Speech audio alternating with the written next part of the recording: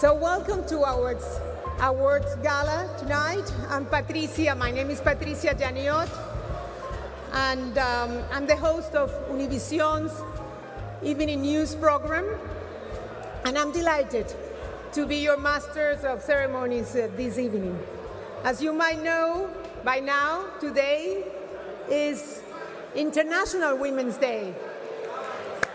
So let's give our wonderful women a round of applause. And not only are we celebrating 3 amazing women and 2 amazing men tonight, but it is also my privilege to introduce the first ever woman mayor of Miami-Dade County, the Honorable Daniela Levine Cava. Mayor Cava was elected mayor in November 2020 after 2 terms as Miami-Dade County Commissioner.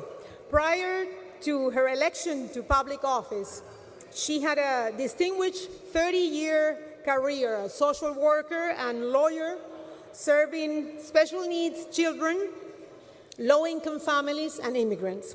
So Mayor Cava, thank you for joining us. Please take the podium.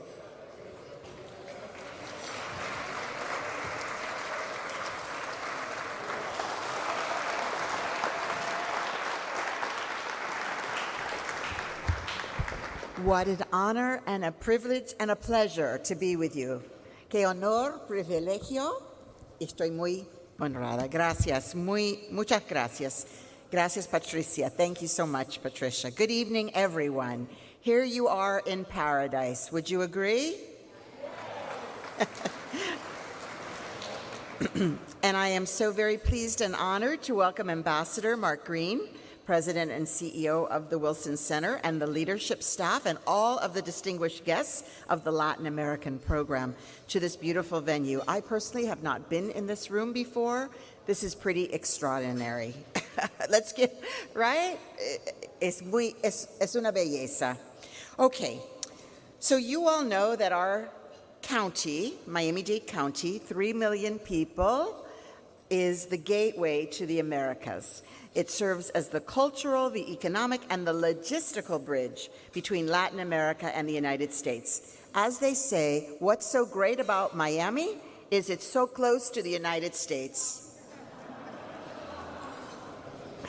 You all know that this is a wonderful place because you have either lived here. How many of you live here? Okay. How many of you want to live here? No doubt most of you in the room, because everybody is moving here, don't you know? So you have brought this event, this gala, to Miami now for the 3rd time.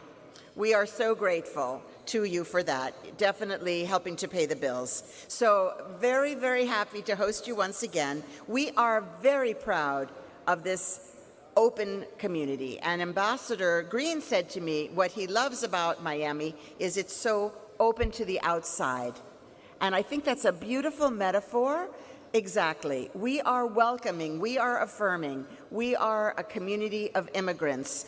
We are 70% from foreign countries here in Miami-Dade County. It's really who we are.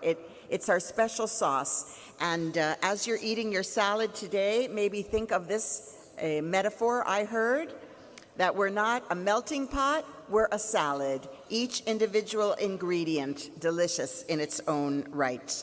We are also a community of hard-working immigrants, people who came here for a better life, fleeing persecution, repression, to achieve the American dream. And the American dream is still possible in Miami-Dade County. So virtually every Latin American community has a diaspora here.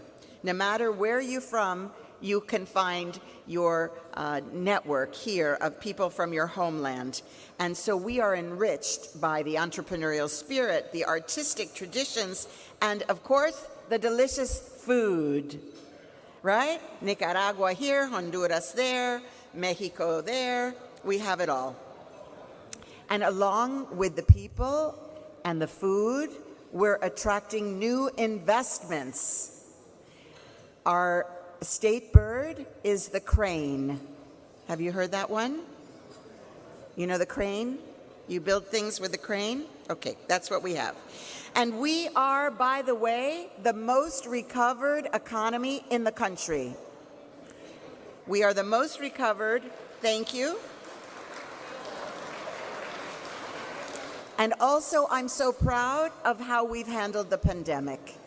We spared no effort to make sure everyone could be vaccinated, everyone could be tested. At the peak, we were testing 70,000 people a day just in the county facilities, and we have achieved almost a 90% vaccination rate overall in Miami-Dade County. Thank you.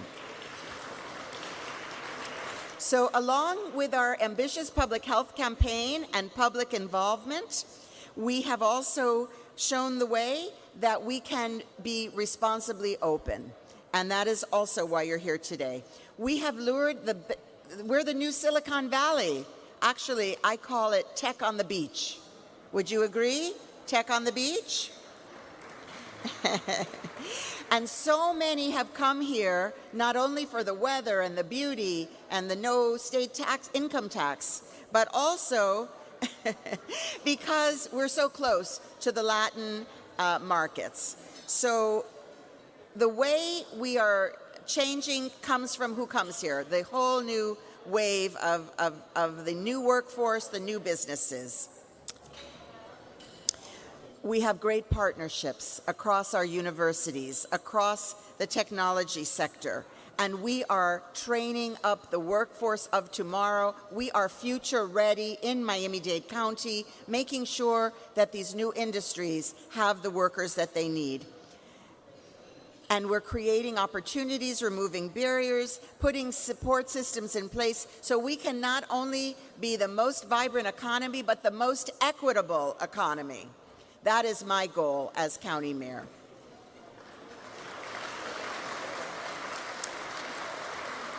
So I'm so excited to be with you tonight, so proud of the honorees, so very, very grateful to be part of this beautiful gathering. And I hope that you will remember in the future that Miami and Miami Beach and all of Miami-Dade County is building the future, taking on the challenges for the whole world, and we are grateful for your support. Thank you so much.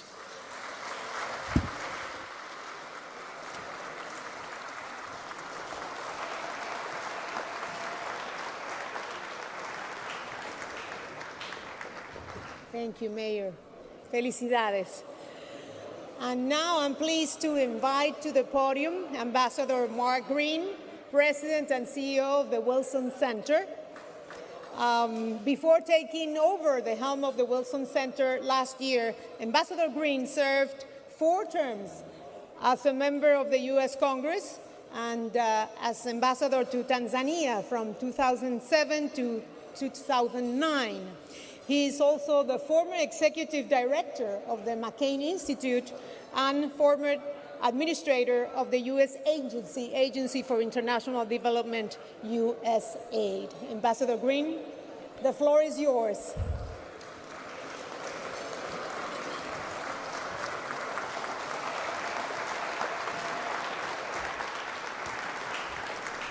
Thank you, Patricia. Thank you, Mayor Cava.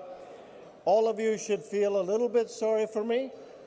I follow these 2 dynamic women, and it is close to International Women's Day, and we are all here to support Cynthia Armisen. I have a tough act ahead of me. Ladies and gentlemen, good evening, and welcome to the 2022 Latin America program Wilson Awards Gala.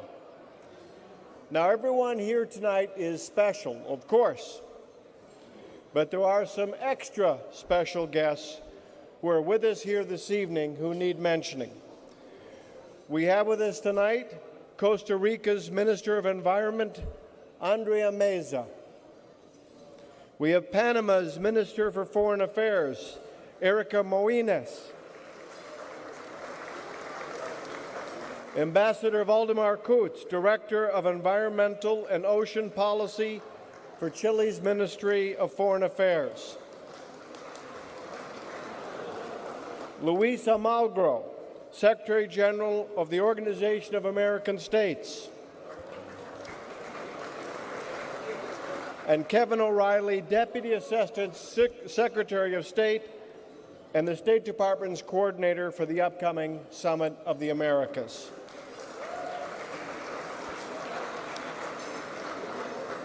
Ladies and gentlemen, you're joining us here this evening because whatever your politics, whatever your persuasion, you care about the Western Hemisphere. You care about the vital relationship between the United States and our Latin American and Caribbean neighbors.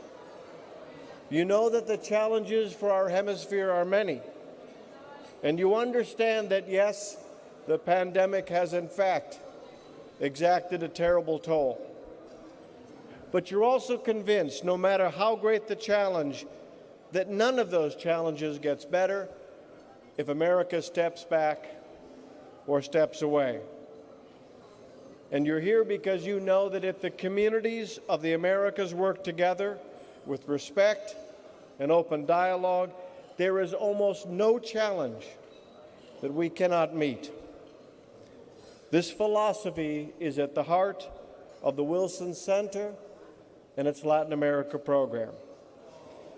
Congress established the Wilson Center some 5 decades ago for the purpose of, in their words, strengthening the fruitful relation between the world of learning and the world of public affairs. And that means that our currency is knowledge. Our focus is independent analysis. Our purpose is developing options and recommendations that decision makers can believe in. And it means that we are fiercely nonpartisan. Many institutions claim independence, but it's actually in our DNA. It's in our charter. It's why scholars and fellows join in our work and why leaders turn to us time and again. This evening, we will honor a special group of leaders, individuals whose work and approach represent those values of the Wilson Center. They may come from different walks of life and different countries, and they may serve in distinctly different roles. But they're each using their roles as an opportunity to lift up their fellow human beings. Before I turn things over, a few additional thoughts. First, I want to offer my sincere thanks to the individuals and companies who have made tonight possible through their generosity and support. Some of them you have seen in the screen. Many others have asked to remain anonymous. But we thank them because without them, we could not do our work and we could not be here tonight.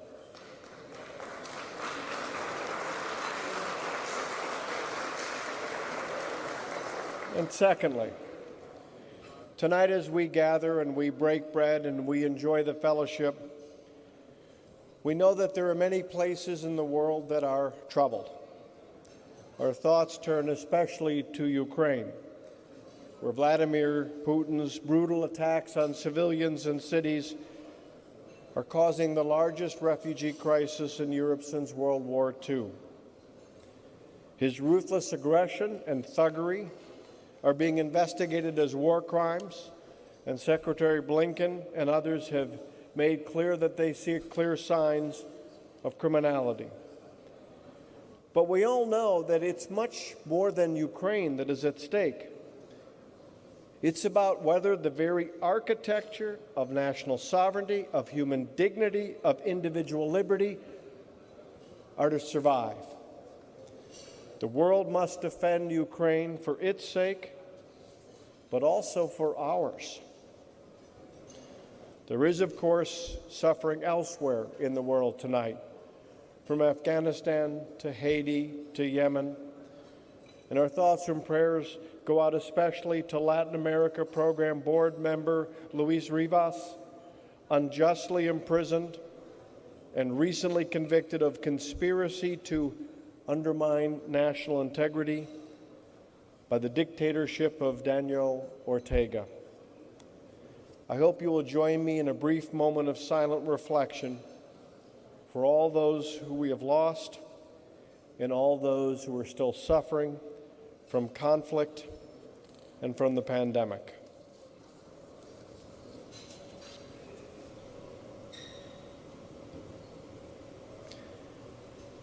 But my friends, tonight is also a celebration, because tonight is a reminder that while storm clouds may be dark, they pass. They are never permanent. And tonight we reflect upon how the power of engaged citizens and visionary leadership will always prevail in the end. Ideas are powerful. Leadership matters. And when citizens and communities and countries come together, there are very few limits to what we can achieve. That's the reason for hope. That's something worth celebrating. And at the end of the day, that's why we are here tonight. Enjoy and thank you.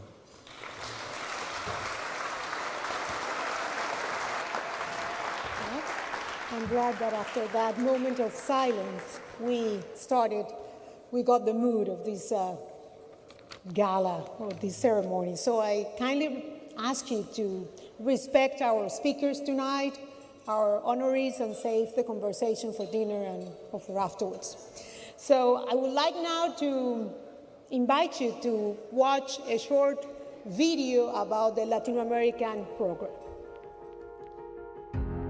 The Wilson Center, chartered by Congress in 1968 as the official memorial to President Woodrow Wilson, is the nation's key nonpartisan policy forum for tackling global issues. We conduct independent research to inform actionable ideas for the policy community. There are lots of institutes that deal in data and information, but Congress asked us to go further into scholarship and learning. Our currency is knowledge. Our focus is independent analysis, and our purpose is developing options and recommendations that decision makers can believe in. For more than 40 years, policymakers, private sector leaders, and journalists have relied on the Wilson Center's Latin American program to provide nonpartisan insight and analysis. Over all these decades, we have aimed to be a place where people can speak openly and honestly about what they really believe.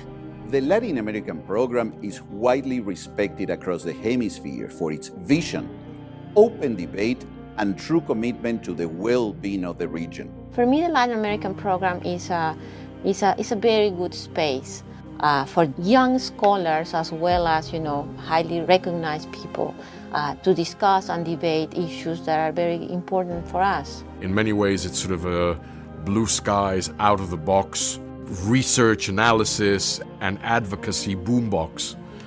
In 2021, vaccination rates against COVID-19 accelerated in Latin America, but recovery from the devastating health, economic, and social effects of the pandemic was slow and uneven.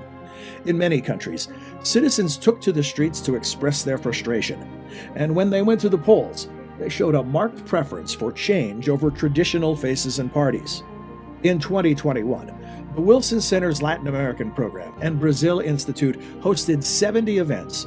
They featured leading U.S. and Latin American public officials, scholars, journalists, and business leaders to explore the critical issues facing the region. Our Crisis Conversations are a series of dialogues with Latin American presidents on the front lines of the COVID response.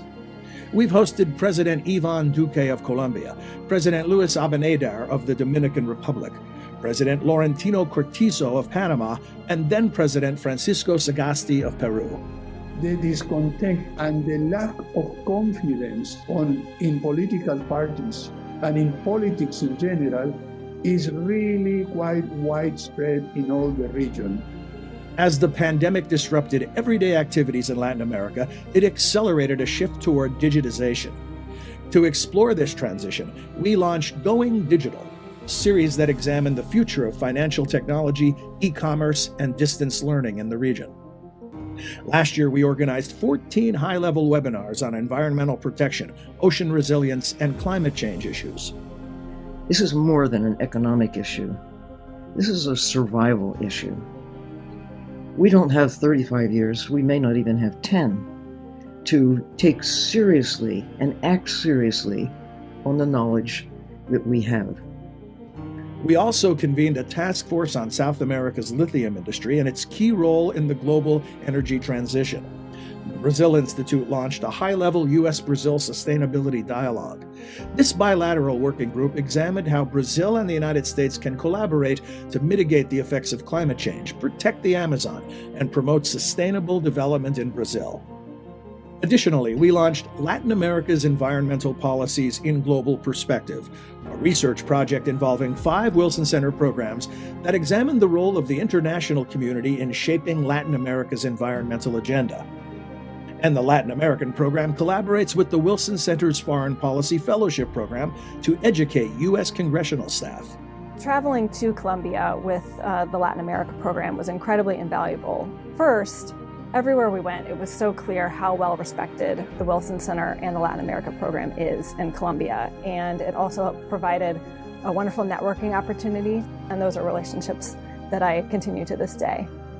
Just last year, Latin American program and Brazil Institute experts were quoted more than 1,000 times in print and broadcast media outlets in the U.S., Argentina, Brazil, Chile, Colombia, the U.K., and Spain.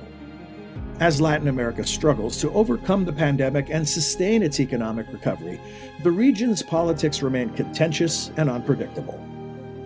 These are times that call for a renewed emphasis on well-informed, knowledge-driven policymaking. The Wilson Center rose to answer that call in 2021 and will continue to do so in the months and years ahead. We remain committed to helping Latin America through its challenges by generating fresh policy ideas, amplifying Latin American voices, and building bridges between the U.S. government, civil society, and the private sector and their counterparts throughout the region. Let's give the Wilson Center a big round of applause for the wonderful job they do. Congratulations. And now, enjoy your meal, enjoy your conversation, and I'll come back to the program shortly.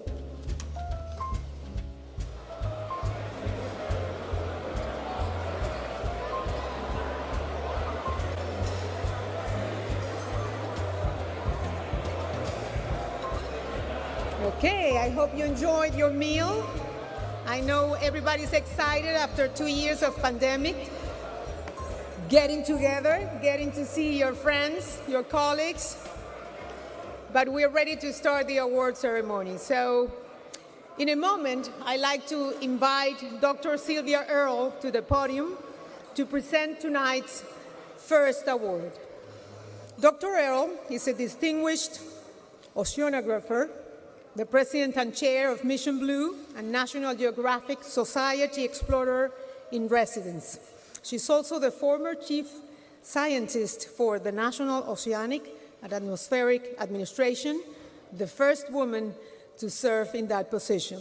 But first, please turn your attention to a short message from a very special guest.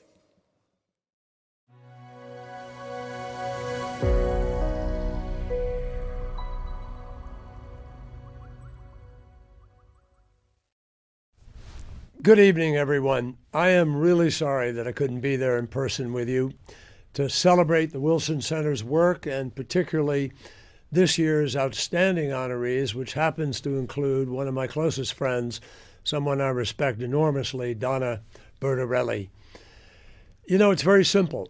We cannot have a healthy climate without a healthy ocean, from which we get more than 51% of the oxygen we breathe. And we cannot have a healthy ocean without fixing the climate. And you particularly understand that regarding acidification. No one understands these connections better or has fought harder on this issue than Dona. She has really spent years helping to create and implement ocean-based climate solutions, especially on behalf of small island developing states, including many countries in the Caribbean. As a UN Special Advisor for the Blue Economy, a patron of nature for the International Conservation of Nature, and a founding partner of the Pew Bertarelli Ocean Legacy Project, Dona has literally been leading the way. And now, through her Sails of Change campaign, her racing boat sails and hull are literally carrying a message of ocean and nature protection all across the world. In the Americas, all of us benefited from her efforts last year when Dona and the organization she supports were instrumental in establishing the Eastern Pacific Marine Corridor at COP26. In short, our ocean and our efforts to secure a healthier, cleaner planet has no better friend than Dona. My friends, as we look to accelerate the climate ambition and action across the board in the years to come, we are literally all going to continue to rely on climate heroes like Dona. I will tell you that at almost every event I've been at, I see Dona. Recently came back from France where the Ocean Conference took place with President Macron, and Dona was there. When I was for Secretary of State, we did the first Our Ocean Conference. Dona was there. In Chile the next year, she was working on major marine protected areas and on Easter Island. So Dona, congratulations to you, to all of tonight's honorees. And I hope, Dona, we're going to see you in Palau at the Our Ocean Conference next month. Let's welcome Dr. Sylvia Earle to present our first award of the night.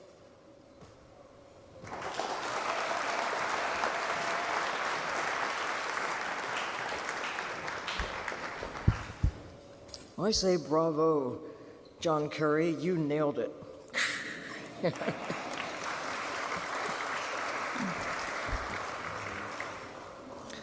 So some of you might ask, who is this Dona Bertarelli? She was asked that on World Ocean Day in 2021, and she said, "I'm just a human being who loves the ocean. I'm a lover of the ocean. I'm a lover of humanity. When the ocean thrives, so does humanity." A bluefin tuna, known as the fastest fish in the sea, might salute Dona Bertarelli and say, I'm fast, but Dona Bertarelli, she is faster than I am. She's the fastest woman in the world, skimming around the world in 45 days. If you ask an albatross flying over the seas, especially out there in the high seas, hundreds of miles from land, looking for squid to feed her nestlings, she might say, yes, Dona Bertarelli, the human who is safeguarding the sea. Ask a lizard or a bobcat in an Arizona desert, who is this Dona Bertarelli? And the response might be, well, she's known for caring about the ocean, but she cares about us too, not just the blue. She's safeguarding nature, blue, green, brown, purple, pink, whatever. She cares about all of us. Dare I say, she thinks like a lizard. Ask the wind, who is she? And the wind might say, I know her. She bends me to her will. She and Jan Guichard work together, working together. They know how to channel my power, just as they've worked together with other sailors to channel their power to safeguard the sea. She's fond of racing with the wind, and with Jan formed Spindrift Racing, and now there is the need to consider the race that we're in to save the ocean, to save the planet, to save ourselves, to combat climate, to stem the loss of life, the two big headlines of our time. It's climate change and the loss of biodiversity, and how using nature-based solutions we can make enduring progress by safeguarding nature. So ask the Wilson Latin America program, who is Dona Bertarelli, and why are you giving her this award? You gathered here listening to John Kerry, if you did not already know about Dona as a peacemaker, as an astute businesswoman, a generous, thoughtful, collaborative philanthropist, a deep strategic thinker, and a hands-on, flippers-on, take on the world force of nature. Know that she has been channeling her power along with her brother, Ernesto, and her 3 children.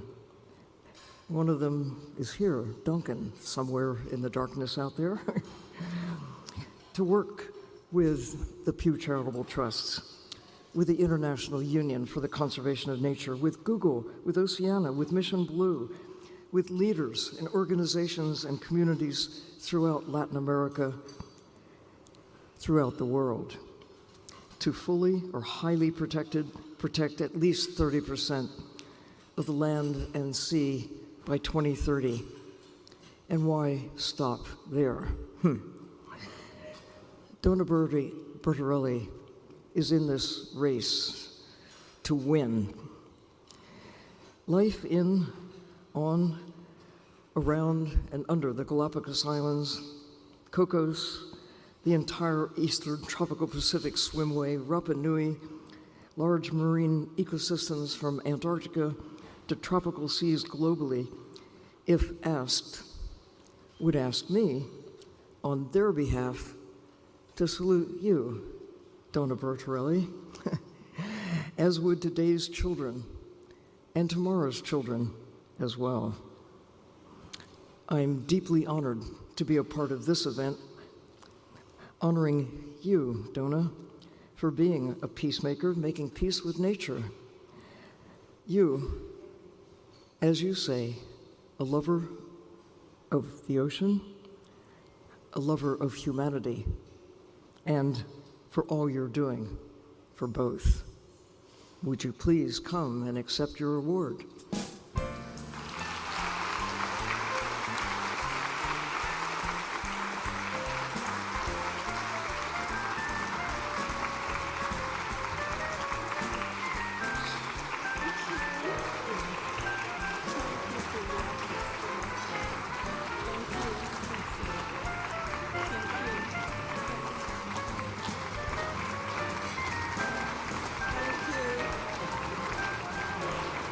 That's mine. I'll take that. Thank you so much. Thank you.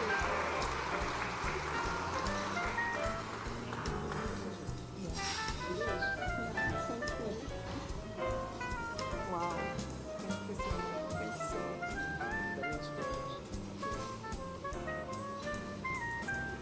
Thank you. Do you want me to? I'm going to have to. I'm going to have to.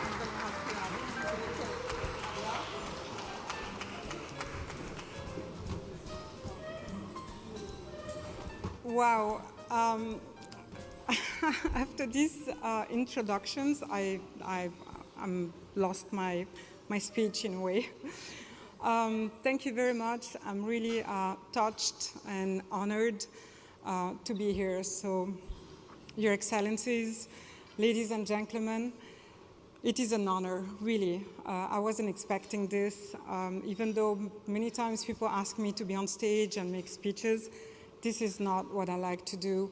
Like Sylvia was saying, like John knows, I like to be either on the water or hiking a mountain and be with the local communities and do the actual work and not really make speeches. But here we are.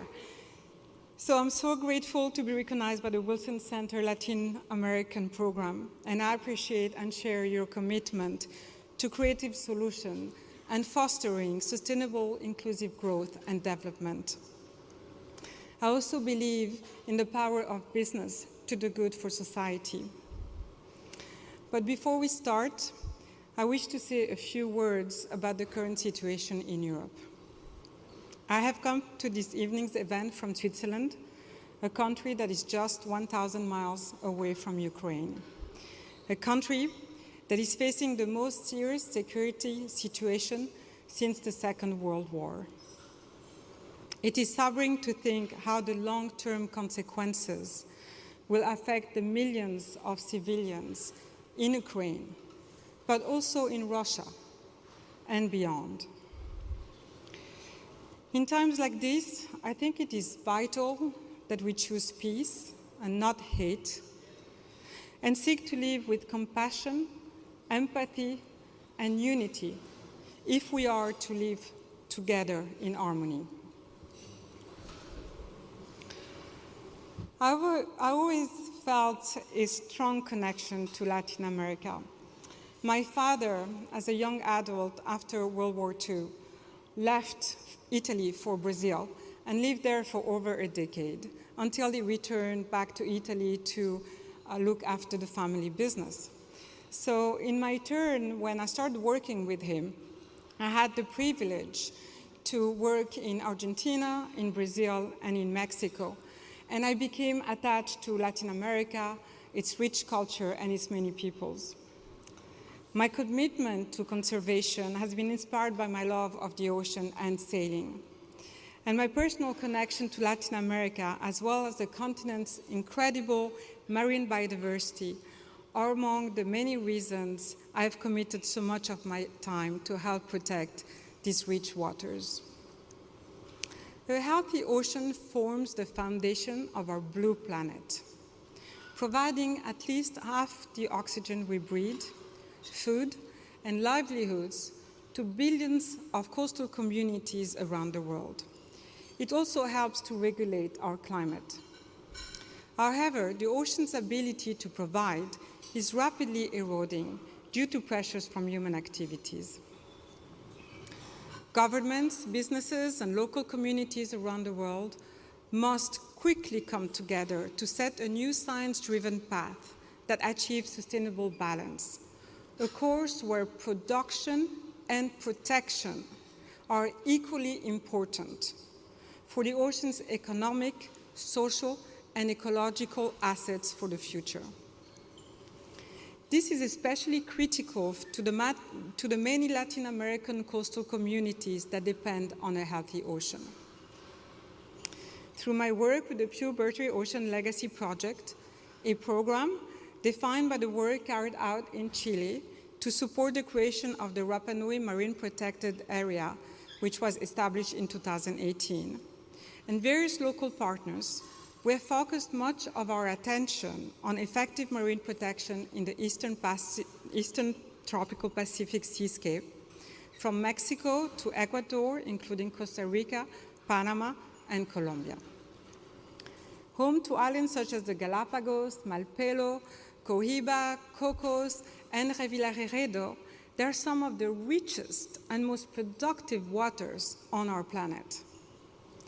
As part of the global push to highly and fully protect at least 30% of the ocean by 2030, we are supporting these ongoing regional efforts to preserve the health of these waters, benefiting both people and nature through a connected network of marine protection that supports reproduction, foraging, and safe migration for the many species that keep this vibrant yet fragile ecosystem stable and flourishing. Panama, Colombia, Costa Rica, and Ecuador have already committed to new protections, and we expect some more successes ahead.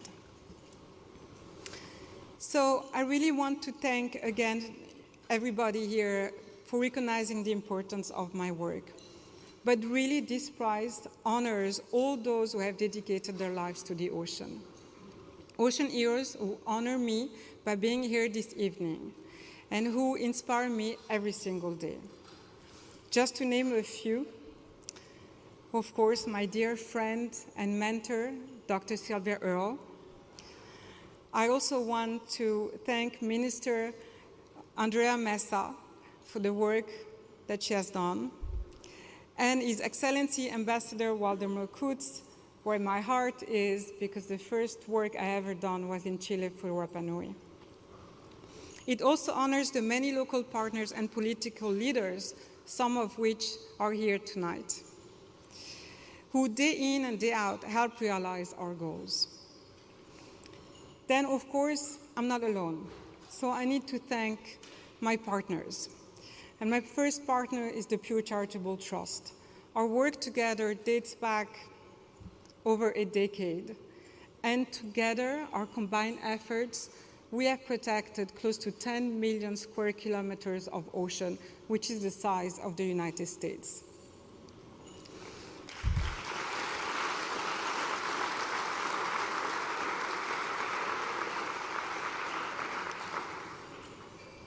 Another partner, more recently, Global Fishing Watch.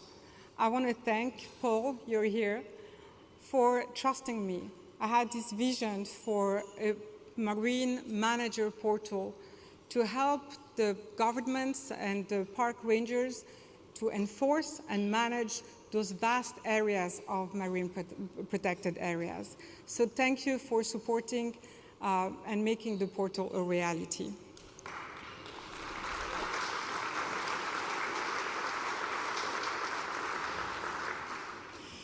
I want to thank my team, past and present, at the Bertarelli Foundation and also at Let Them Fly Philanthropy, because without them, I would not do all the work that I'm doing. So Florence, thank you very much. And of course, I need to thank my family, and especially my 3 children, of which my eldest son, Duncan, that is here tonight, he has decided this year to dedicate his life to ocean conservation and has joined the Family Foundation and work on my side. So I'm very proud of you.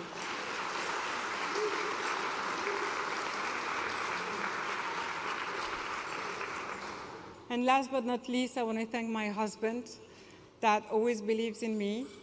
And even, on my crazy projects, even the ones that seem impossible, you're always supporting me and help me achieve my dreams. So thank you so much.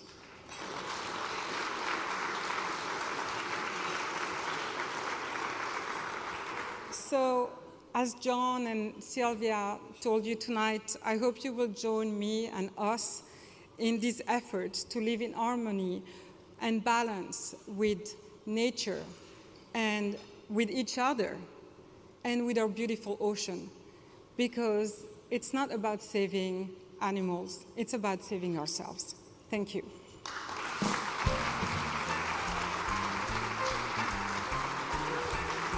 Thank you.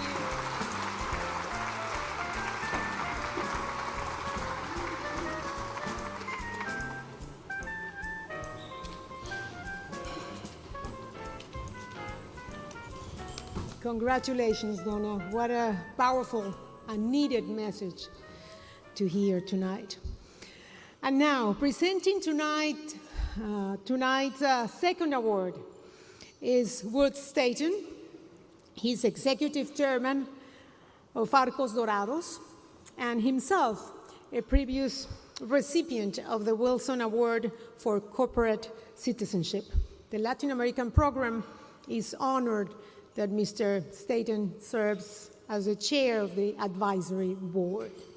But before I call up Woods to present Clemencia Carabalí with the Wilson Center Award for Public Service, I would like to once again ask you to turn your attention for another video message. Good evening. I'm Chairman Gregory W. Meeks, representing New York's 5th Congressional District and chair of the House Foreign Affairs Committee.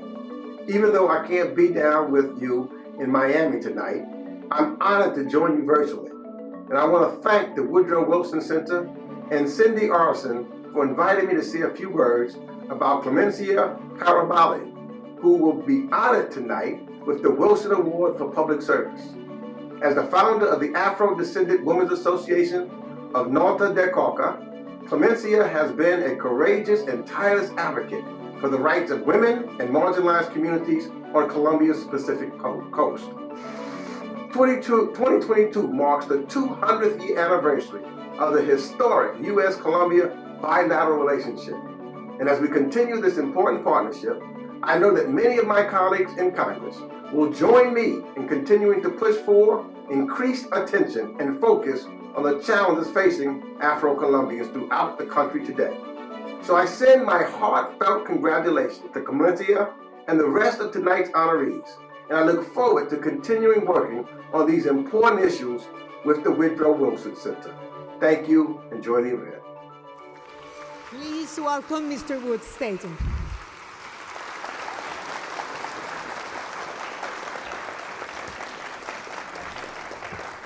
Good evening. I'm very honored to be the person introducing Clemencia Carabalí this evening. When I was 17, I spent 6 weeks living in a community in Colombia's Pacific coast, not far from the village where Clemencia grew up and where she lives. It's called Buenos Aires, but it's not the Buenos Aires we all know, it's Buenos Aires, Valle del Cauca. Despite the poverty in Chocó and the Pacific coast, as well as the lack of most basic services, I am a witness to the determination and grit and spirit of the people living there, especially the women. They struggle against overwhelming odds to provide for their families, organize themselves and their communities, and stand up to many armed actors that threaten their land and livelihoods. Sadly, Colombia's Pacific Coast region suffers more violence than any other part of Colombia.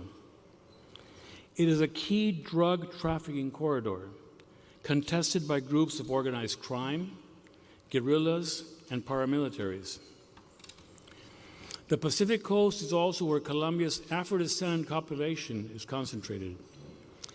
They have suffered disproportionately during Colombia's long internal armed conflict. And that continues. In the years following the 2016 peace accord, for example, 1/3 of the 3 million Colombians displaced by conflict over the last 20 years have been Afro-Colombian. This is a proportion many times higher than their numbers in Colombia's total population. I share this background to help you understand why the Latin American program chose Clemencia as a recipient of tonight's Wilson Award for Public Service. Her resilience and especially courage are exemplary. We wish her every success, and we know that her work is essential, not only for women or Colombians of African descent, but for all Colombians seeking to build a more just and inclusive country. In short, she is a model for women and for men of Colombia, but especially as a role model for the inhabitants of El Pacífico Colombiano. Bienvenida.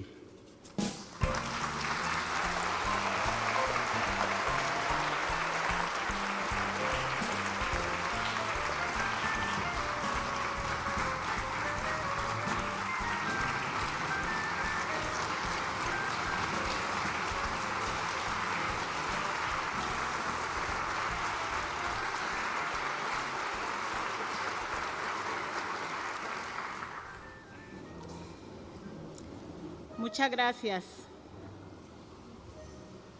Es un honor para mí estar en este lugar. Muy buenas noches para todos y todas. Reciban un saludo de armonía, esperanza y paz. Quiero iniciar agradeciendo a Dios por cuidarme, por sostenerme y por guiar mis pasos. Soy Clemencia Carabalí Rodallega, hago parte de la Asociación de Mujeres Afrodescendientes del Norte del Cauca, ASOM, y del Proceso Nacional de Comunidades Negras, PCN. Para nosotros y nosotras, recibir el premio Wilson al servicio público como reconocimiento a una larga y difícil labor frente a la defensa de los derechos humanos y étnico-territoriales para mejorar la calidad de vida de nuestras comunidades, tiene un profundo valor y que agradecemos por la oportunidad que nos da para visibilizar nuestro trabajo, pero sobre todo nuestro compromiso con la vida y la paz. Mi labor se centra en tender puentes para el acceso a la justicia, el ejercicio de los derechos civiles y políticos de las mujeres y de las comunidades que están en condiciones de mayor vulnerabilidad. Velamos por la construcción de memoria y especialmente por el empoderamiento asociativo y político de las mujeres y de los jóvenes afrocolombianos.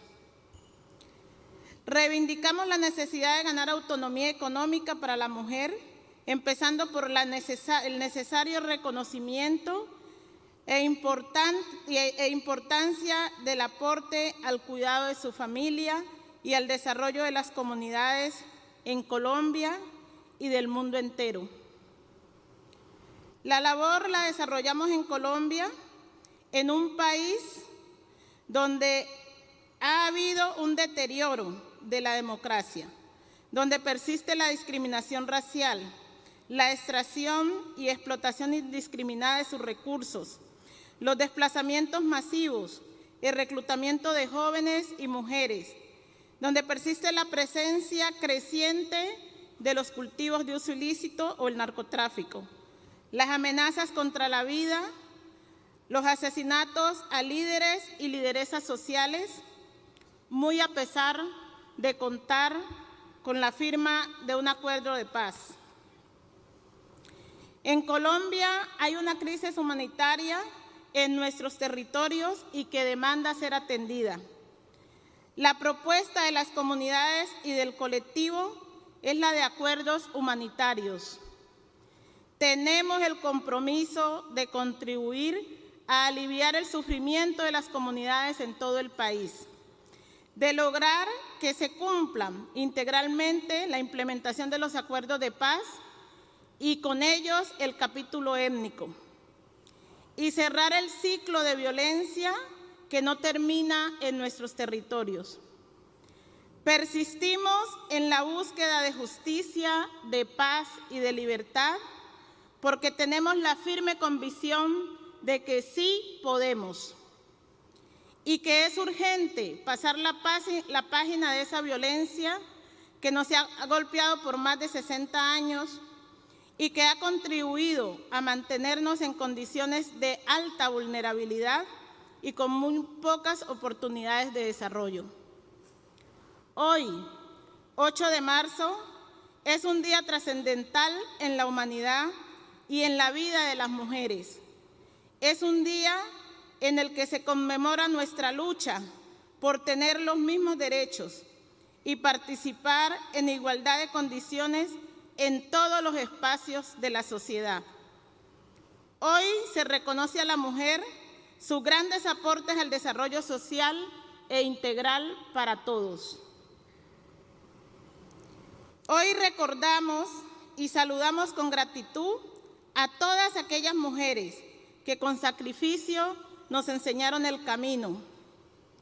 Este reconocimiento, este premio, representa un reconocimiento a la defensa de la vida y nos anima a fortalecer la esperanza. Aprovecho para honrar a mi madre, mujer ejemplar, al resto de mi familia, a las mujeres, a los aliados y aliadas que han contribuido a que nuestra labor sea posible. Desde este escenario, animo a fortalecer la unidad para la búsqueda de la paz integral, de la paz con justicia social en Colombia, pero también la paz en el mundo, porque ninguno, y sobre todo ninguna de nosotras, es tan fuerte como todas juntas. Muchísimas gracias.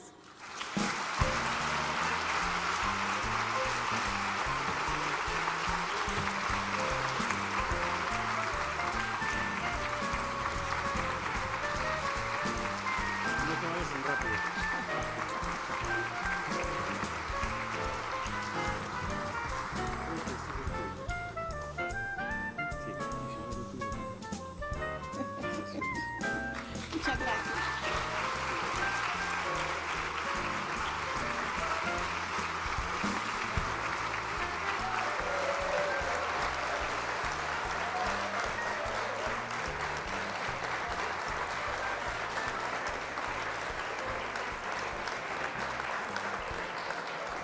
Muchas felicidades, Clemencia. Necesitamos muchas Clemencias Carabalís en tantos lugares olvidados de Colombia.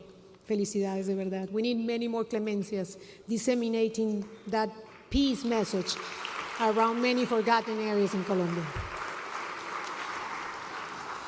Our next honoree is Brazilian businessman, philanthropist, and environmental advocate Guilherme Leal. Unfortunately, he's not able to join us in person for tonight's ceremony, so I would like to invite back to the podium Ambassador Mark Green to present him with tonight's award, and after that, we'll hear a short message from him. Ambassador, please.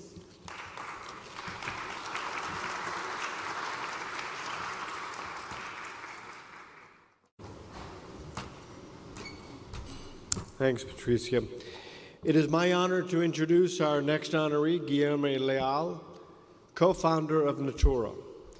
As you heard, he is unable to be with us tonight in person, but he'll offer some remarks in a video that we'll show in just a moment. Guilherme's work on sustainable development in the Amazon rainforest has been truly transformational, not only in Brazil, but also as a model around the world. And that's one of the themes that I see here tonight. Sometimes people on the outside may believe that we are simply honoring Latin American leaders and Afro-Colombian leaders for their work in their country. And that's not true. We honor them because of their contributions to mankind, the contributions that they make by showing the rest of the world what is possible. Guilherme works tirelessly to persuade others in the business community of both the importance and the necessity of a sustainable agenda. His magic is in bringing people together from the private sector, from government, from civil society, to find common ways to move forward on sustainability issues. Guilherme is that rare kind of individual who is balanced and open-minded, thoughtful, but yet passionate and forceful about the importance of environmental preservation. The business practices he models have given him credibility among policymakers across the political spectrum in Brazil, no mean feat, as well as his peers in the business community. His colleagues say that he wants to do things to change, to make things happen, not to be famous. It is laudable to be humble, but tonight we can shine at least a little bit, a little modest spotlight on his work and his values, and we do so to showcase how a large and successful international company can be a true force for good in Brazil, but also around the world. And so please join me as we watch a short video from Guilherme Leal. Thank you. First of all, I need to thank you a lot, Wilson Center, for this recognition, for this award. But I need to say that I don't consider that the award is to myself, but truly is a recognition for a lot of many people that are part of the networks that I am part of. Since the many years ago, we deeply believe in Natura that things are interconnected, that variety, that diversity, its richness, that the role of the companies, it's not only to serve their consumers, but to serve the global citizens, the human being. In Natura, we have been building a network of affection that today reaches more than 4 million people around the world. We have perceived long time ago that we are part of nature, that we are not apart from nature. This is why, besides Natura and Co., we have been helping to create some movements like Concertação para a Amazônia, a set of more than 500 leaders, political, traditional leaders, to envision the future of the Amazon. Cooperation is the name of the game. We need to understand, in this time of fragmentation, of polarization, to understand the importance of dialogue, of how to cooperate with the different, not only with the equal, different people, different institutions to promote the future that we want to have. That's the challenge. To get there, we need to be 10 times bolder. It's time for action. I invite you all. We have the power. We individuals, we groups, we NGOs, we political leaders, we business leaders, we have together the possibility to promote the change that we want. Please, let's go together. The power of working together. Okay. In a moment, I would like to invite Lily Seidman. She's the Chief Financial Officer of PepsiCo Latin America. I would like to have her at the podium to present an award for corporate citizenship to Paula Santilli. Lily has a long and distinguished career with PepsiCo and also with the private sector. But first, let's watch a short video from one of many Paula Santilli's admirers. I am truly honored to be celebrating an inspiring woman, an outstanding leader, and a role model. Paula, you have demonstrated through your life and work that dreams can become true because you have driven who you are today. Paula Santilli has not only broken glass ceilings, but she's also pushed frontiers and has paved the way for many other women because of her own journey and her dedication to the cause of women empowerment. She has exposed the importance of supporting other women and has taken this into practice by creating ecosystems for women to thrive and achieve balanced personal and professional lives. As the CEO of PepsiCo Latin America, Paula has not only strived to unleash growth, but has sought a better economic growth to improve the state of a region, tackling inequalities and advancing inclusion and sustainability. In spite of structural deficiencies, challenging contexts and risks, her relentless work has had an impact throughout Latin America and has also tangibly improved the livelihoods of many Latin Americans. Paula, dear Paula, you embody a vision, the convictions and courage, and also the commitment, leadership, and resilience that strengthen the hope and confidence of many. As another Latin American woman, thank you for your voice and for your inspiring journey. Your success is our success. But before we hear from Paula, let's welcome Lily Seidman to introduce this award.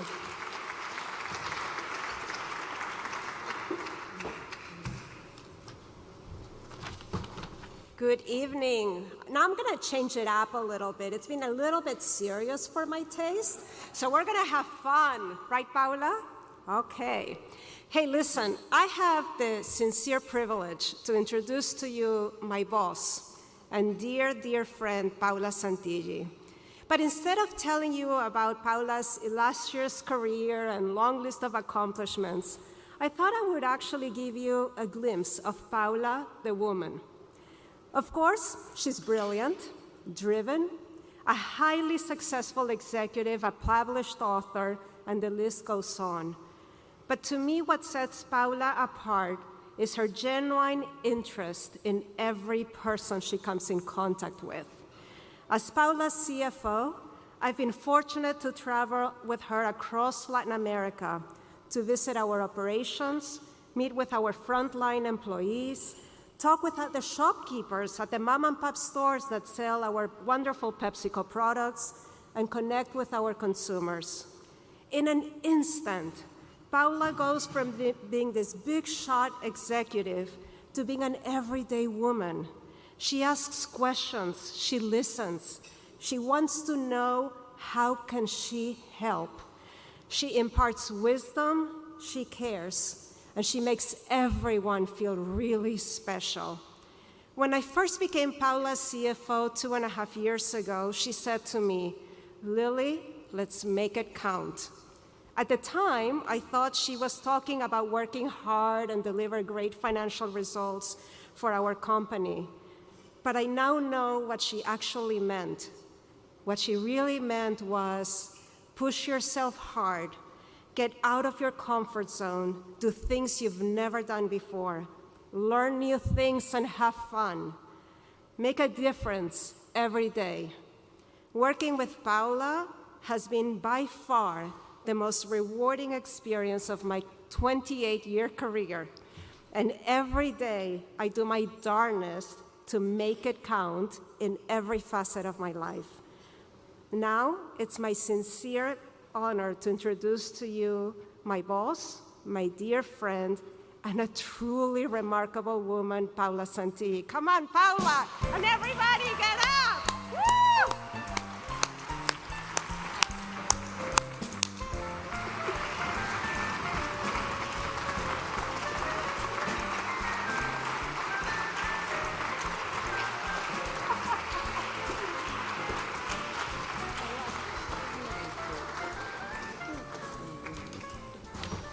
Okay, team, this is going to be a lot harder than what I thought originally, okay? Lily, Marisol, your kind words have really impacted me. Thank you for those words. And also my heartfelt gratitude for the Wilson Center. Congratulations as well to all my fellow award recipients, Dona, Clemencia, Guilherme, and David. We haven't heard you yet, but you are absolutely extraordinary. And right now, I am feeling like a little girl, a humble little girl who took an improbable journey from Buenos Aires, this is the real Buenos Aires, to the boardrooms of the most relevant companies in the world. And here to this beautiful venue surrounded by the most extraordinary leaders from across Latin America and the US. And yes, Lily, we will make it count. Because today we are on a very special day, the very original International Women's Day.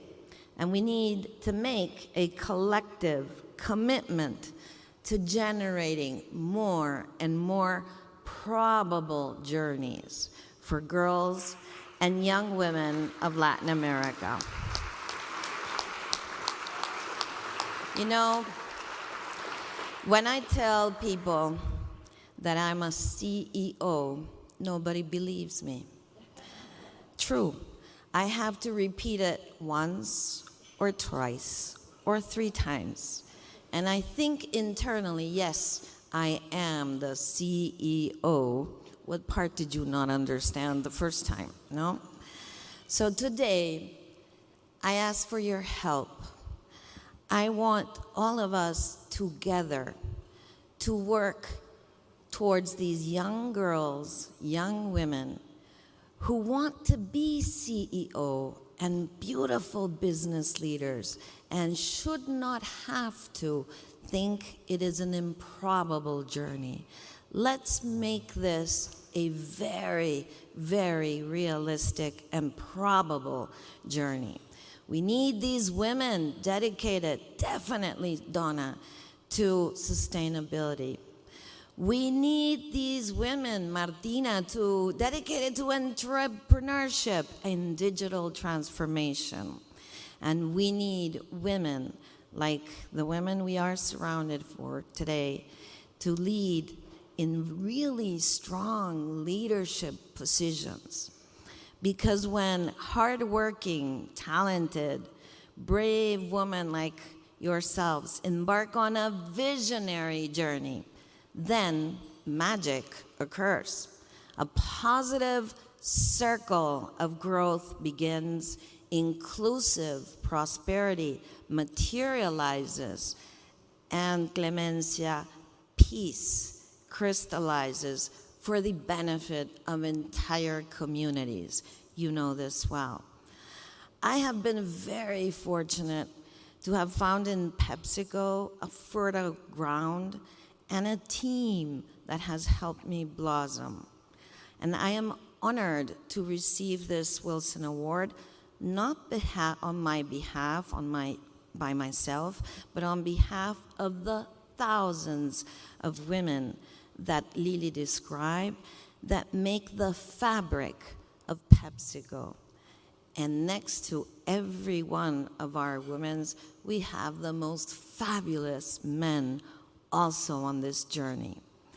This is a common vision we all share, men and women of PepsiCo, that our success, Lily, is not measured in financial results. No, it can only be measured by the success it brings about in others in our community. Finally, I can't leave this room without thanking my great husband, Guillermo. You know, we have been married for 32 years, and he is the one who, sí, Guille, me diste alas. You have given me wings to fly, to reach my dreams, and I am so blessed to have been together in this fantastic journey. I am blessed, and I thank you. Thank you, Wilson Center.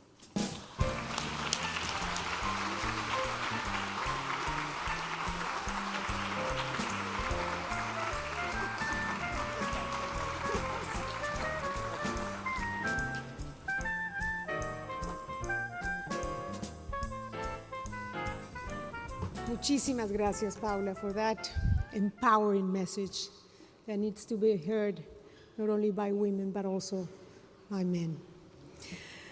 Our final award tonight is to Mr. David Vélez. David, the tyranny of having a last name that begins with a V is that you are always almost last in the alphabetical order. So here is a video from one of your friends to lift your spirits. There are many things that one can say about David Vélez. I've had the privilege of knowing David really in the last 18 months and being close to him and see how he works, how he thinks, and how he puts himself to very complex challenges and manages them with ease, and especially by being immensely grounded and humble. At the end of the day, he's built his business around solving complexity. And in that spirit, what I really admire about him is that he tries to keep that focus and that notion throughout his whole organization, an organization that is growing by leaps and bounds, becoming one of the biggest companies in all of Latin America. But what I truly admire about him is how he wants to redefine success. David made a pledge to give all of his wealth away, actually doing it in the giving pledge that Bill Gates and Warren Buffett and others started. Just as a fact, he's only one of 2 Latin Americans who has decided to do that. But he doesn't just want to give his wealth away. He wants to have impact, and an impact in a way that not only creates an example, but in his own words, he wants to redefine success. At 40, look at everything David has done. I just sit back and watch him. I'm honored, not only as a Colombian, but as a Latin American, to see what he's done. And all I can think is, I just want to be like David when I grow up. Many, many congratulations, David. Well deserved. To present the award for corporate citizenship to David Vélez, I would like to invite Patricia Menendez-Cambó to the podium. Patty is the managing partner and general counsel of SoftBank Latin American Fund. She is the recipient of numerous awards in the legal profession, including a recognition by the National Law Journal as one of the 100 most influential lawyers in America. Welcome. Welcome, Patricia.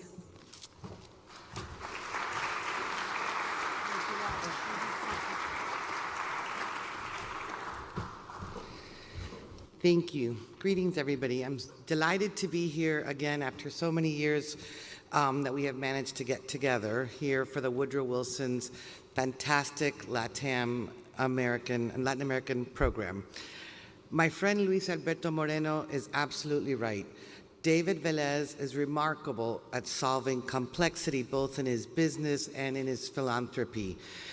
SoftBank and other investors look throughout the region in Latin America for visionaries just like David Vélez. Many like David moved to the US or moved to California. Unfortunately for Latin America, David returned to the region, and the result of his efforts in the region are remarkable in the creation of Nubank. And now we look forward to seeing the impact that he will have with implementing his giving pledge. Today, it's hard to imagine a world without Nubank.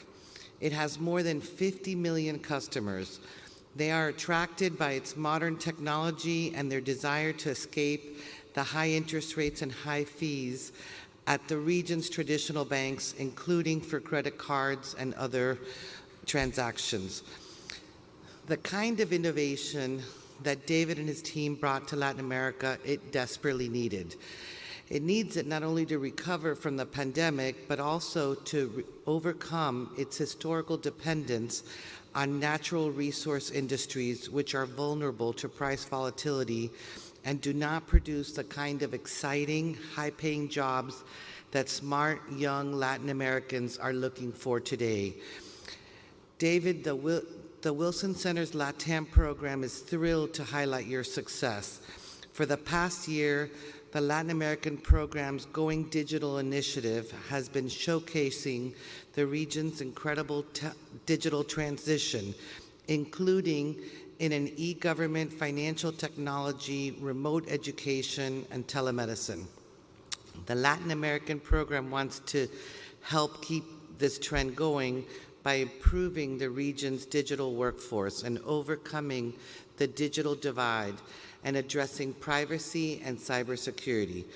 When we all think about the future of technology in Latin America and its ability to transform the lives of small business owners and people living in remote areas and to modernize the region's economy, we think of people just like you. Thank you for everything you do. Congratulations and felicitaciones.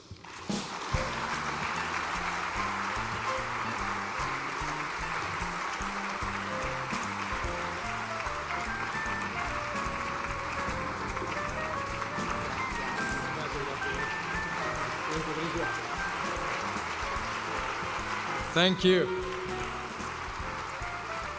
All right, I know probably everybody wants to go home, so I'll be very, very brief. It's really an honor to be here with all of you. Thank you, Wilson Center, for the invitation.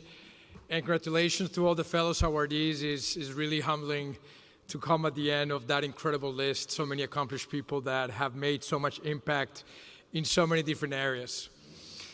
I'm originally from Colombia, moved to Sao Paulo in Brazil in 2012, and one afternoon had to go open a bank account.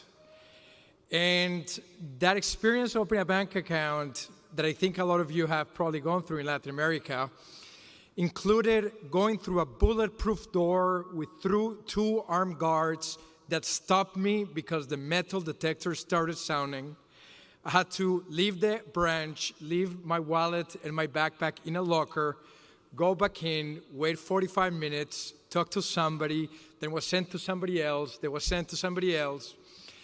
And ultimately, it became really a process of 3 months. And as I thought about, I was, with all that rage, I was furious. How is it possible that I'm spending hours trying to open a simple bank account. And as I looked at those Brazilian banks, these were the most profitable banks in the world.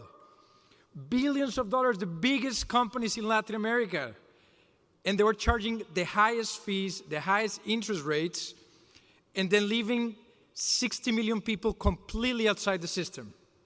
60 million people that didn't even have the luxury of entering into that branch because they were not welcome. They didn't have enough money to go in and pay a 500% interest rate. So something was broken. Something didn't make any sense. And I started asking friends and family, why is this the way? Why does this work? Why isn't anybody competing with those banks? Why isn't anybody treating people better? And the answer was, out of maybe 30 people that I talked to, David, you're Colombian, you don't know what Brazil, it is the way things are, these are the biggest companies, they are almost sacred, they're seen as almost royalty. An entrepreneur cannot just go and compete with one of those banks, they're gonna throw you to jail, they're gonna find something for you, and I was not satisfied with that answer. And perhaps I was totally right. And I was being completely naive that there was a shot at competing with those big companies. But what if everybody was wrong? Because what was really obvious is that people were in pain. People were really spending hours in those banking branches and paying the highest fees in the world. And so there had to be a better way to do it. And so I was lucky to find two of my co-founders crazy enough to give it a shot. We moved in a little house in Sao Paulo with a dog. My co-founder, Ed, moved from the US with one backpack, be ready to start a bank, and he lived in the second floor with his dog, and we entered the journey of our lives. And it was an incredible amount of work, but what surprised us to us is that we grew just way faster than anything that anybody had anticipated. Or BHAG, as we call it, the big, hairy, audacious goal for us was 1 million customers in 5 years. We did it in 2 years. And then after 2 years, we said 10 million customers, and 10 million customers came in 2 years. And then we went back and said, now 100 million customers. And what is amazing is that we actually underestimated how much customer pain and frustration and how people were ready to embrace new alternatives, get out of the big institutions, and give it a shot at companies that were actually treating them well. And sometimes people ask me, so what is the difference? Is it about Nubank? Is it the app? Is it the smartphone? Is it all the machine learning? Is the artificial intelligence? And my answer is actually very simple, is we treat people like human beings. We tell our employees to treat customers like humans, to really care about them, to be mad when we fail, to embrace them, to help them. When a pandemic comes in, send people milk for the mothers that didn't have milk for their babies, send diapers. Doesn't matter if we're a bank, we're there to help people. And there's no questions asked. There's no bureaucracy. The mandate internally is just do the right thing. Don't ask questions. If somebody's in pain, go help them. And it turns out that if you treat people well and you treat them like humans, they become your biggest ambassadors, and they tell their friends and they tell their families, and they become the biggest, best possible marketing you can ever imagine. Forget TV, forget Google, forget all that spend in marketing. Satisfied customers, satisfied people that love dealing with the brand will ultimately be your biggest ambassadors. So that's it. I think that obsession with the customer, that obsession for helping people is what made us grow really fast. But ultimately, as we think back, and we really think we're in the very early days still, when we think about what we've done in just 8 years, perhaps the thing that makes us most proud is that we broke that understanding that there was a gigantic sector of the economy that was almost untouched by entrepreneurs, that it was reserved for the royalty. Suddenly, a bunch of people in a house were able to challenge the biggest companies in Latin America. And if you can do that in financial services, why not in healthcare or telecom or airlines or airplane? All industries are now open for entrepreneurs that can go and challenge all those companies, provide better products, provide better services, low fees, and ultimately expand access and see much more value being created with a happier society. So today you see in Latin America, thank you, Patricia, and SoftBank, you see a huge ecosystem of entrepreneurs that are daring to challenge all those industries. Ultimately, that translates into millions of jobs for all of the Latin American countries. It translates into more educated people, into consumers that are happier, that are paying less fees, and ultimately better societies with much less income inequality, and ultimately societies that are healthier, where people are happier and really living a better life. So thank you to the Wilson Center for the job you're doing to support those missions. And again, thank you all. It really is a pleasure. Really appreciate being here. Thank you very much.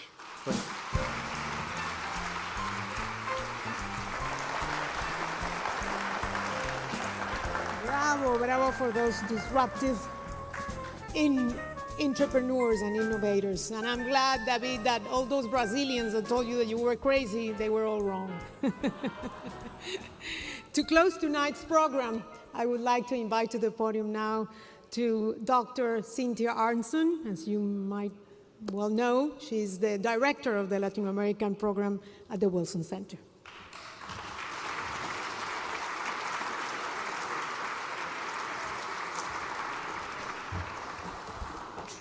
Thanks so much, Patricia. Dear friends and distinguished honorees, I am the very last thing between you and your after parties, so I promise that this will be very brief. I want to extend my deepest thanks to everyone who has made tonight's splendid evening possible. A number of board members of the Latin American program have gone above and beyond. Shana Nelson, happy birthday. Patty Menendez-Cambo. Patty Menendez-Cambo and your entire amazing team, Ambassadors John Feely, Noah Mehmet, Liliana Ayalde, Paola Uribe, Randy Bullard, and if anyone has been forgotten, my true apologies. And of course, our board chair, Wood Staten, who is always there for us and remains such a strong champion of our work. We are really grateful to all of you. I also want to thank the truly extraordinary staff of the Latin American program, Benjamin Gadan, Anders Beal, Beatriz Garcia-Nice, and Oscar Cruz. You are the best colleagues and friends a person could have.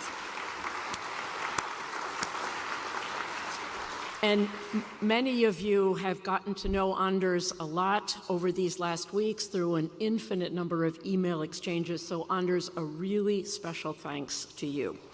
I'm grateful to Wilson Center Director, Ambassador Mark Green, and to Julie Wadler, who I think is still there in the back, and her entire team, and of course to the wonderful AV and technical teams that have worked with us tonight.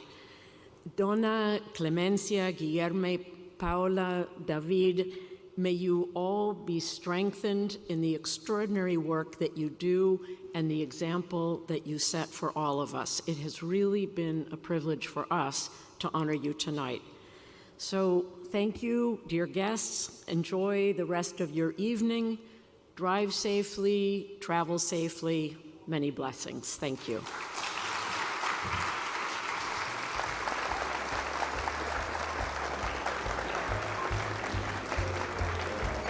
We've come to the end of this award ceremony, so thank you so much for being with us, and I hope, like you, like me, felt inspired by those powerful messages and for those exemplary lives of our awardees. Thank you. Good night.